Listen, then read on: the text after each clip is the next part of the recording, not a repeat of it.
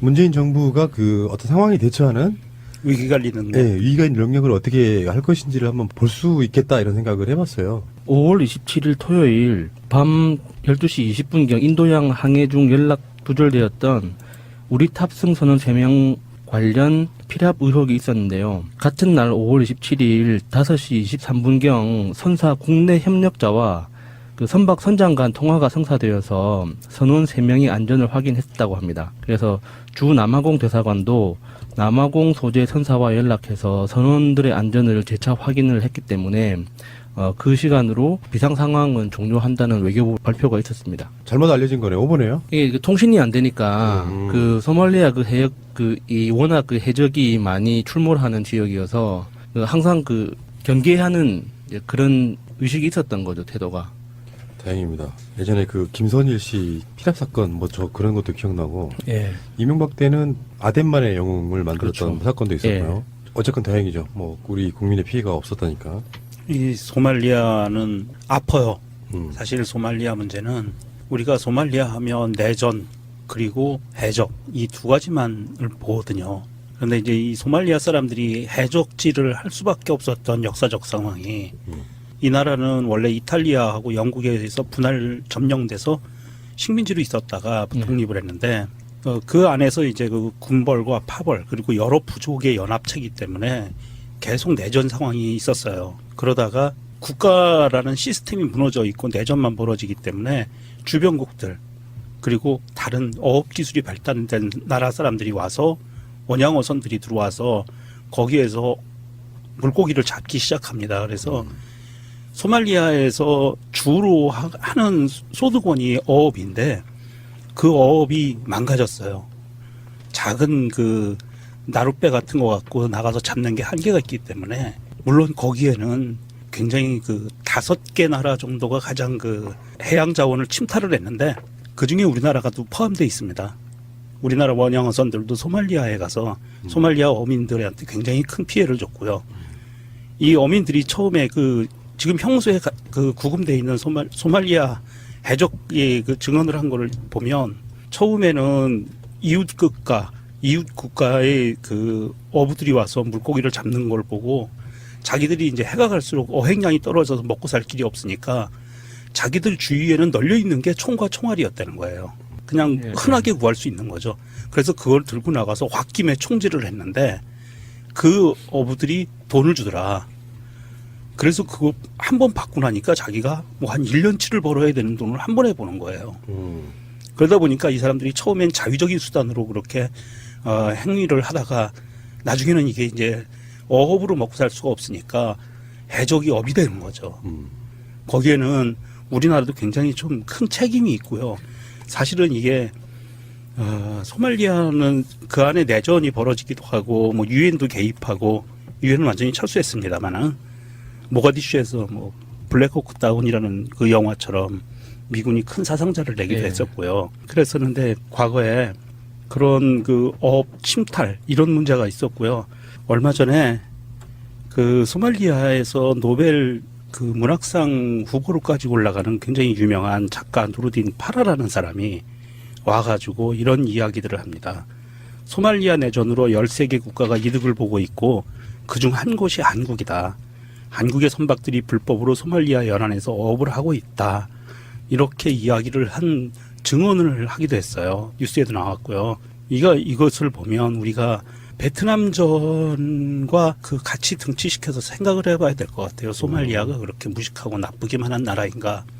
아니면 어떤 국제적인 그 역학관계에서 피해를 본 사람들의 어떤 처절한 몸부림인가? 아마 이런 쪽에도 연구도 돼야 될 것 같고 방송으로 좀 다뤄줘야 될 것 같습니다. 그렇습니다. 그런 시각도 중요하죠.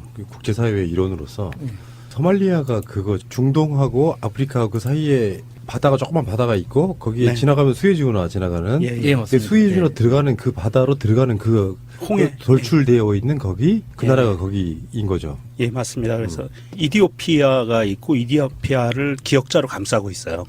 소말리아가. 그래서 홍해로 들어가는 입구고 그렇습니다. 그 사람들이 이제는 해적을 하면서 자본력이 생기니까 이제는 근해에서만 하는 게 아니라 인도네시아까지 진출을 하고 있어요. 와, 대단하신 사실 분이네요. 인도네시아에서 유럽인들을 공격해서 인명 피해도 났고요. 그랬던 그 이력들이 있습니다. 이걸 그 외신들이 바로 새벽에 뉴스를 내보낸 게 이번에는 굉장히 인상적이었었어요. 그리고 우리 그 외교부에서 우리나라에서의 어떻게 반응을 했는지를 굉장히 자세하게 보도를 냈습니다.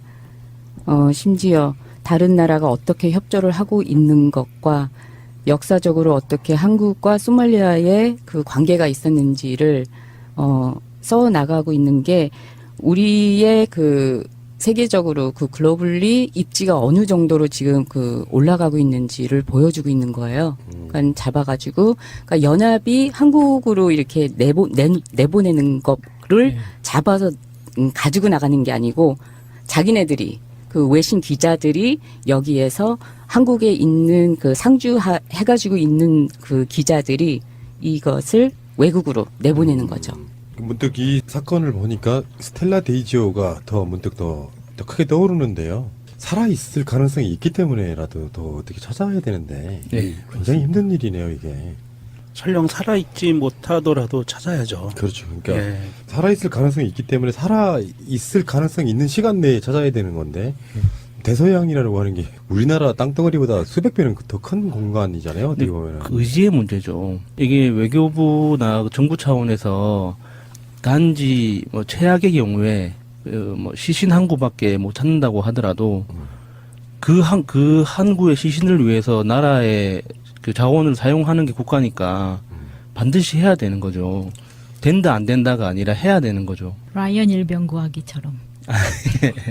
원래 국가란 건 그런 거예요. 그 박근혜 씨가 파면당한 이유 중에 하나가 그런 거 아니겠습니까? 기본적으로 국민의 생명에 대한 어떤 경각심. 다 죽었더라도 한 명을 살리는 그 의미를 갖고 그렇죠. 하는 게 국가라고 보면은 스텔라 데이지오에 그 대응했던 대한민국 외교부의 모습과 오늘 벌어졌던 소말리아에서 그 착각을 했던 어선 관련해서 필압되었다고 해서 벌어졌던 외교부의 행동은 180도 달라요. 오늘 벌어졌던 거는 밤에 12시 20분경에 연락이 두절되고 그리고 나서 바로 아침에 한동만 재외동포 영사대사 주재로 관계부처 대책회의를 개최했고요. 군 자산 파견했고요. 나가 있는 우리 해군 있죠. 해군 파견을 했고요. 미국, 독일, 일본, 인도 등 관계국과도 협조를 진행했고요. 이에 따라서 인도, 독일, 일본 등은 해상 초계기를 투입해서 수색했고요. 문재인 대통령은 인명을 최우선해서 구조에 만전을 기하라라고 지시까지 하고 오전에 벌써 발빠르게 출근하자마자 모든 대책을 강구하고 일을 진행했던 거죠. 이게 정부가 바뀌면서 이 위기 대응 능력이 박근혜 정부에 비해서는 완전 180도로 달라진 이런 모습을 보여주고 있습니다. 그렇죠. 그리고 그 외신들이 그 내보낸 거는 다른 국가들한테 협조를 구했다고 하고 벌써 배치가 됐다고 한 정도까지 갔으면요.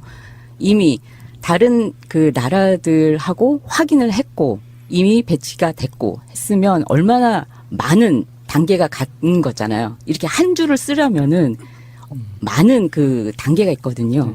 그러니까 연락을 받았고 그리고 난 다음에 이것만 봐서도 정말 발빠르게 움직였다는 게 보이는 것 같습니다. 지금 그 상선 세척이요. 수색 해역에 도착 예정 날짜가 5월 27일부터 30일. 오늘부터 해서 이제 도착하는 이런 상황이고요. 수색을 한다고는 하는데 사실 굉장히 어려운 작업이 될 거라고 생각이 들고요.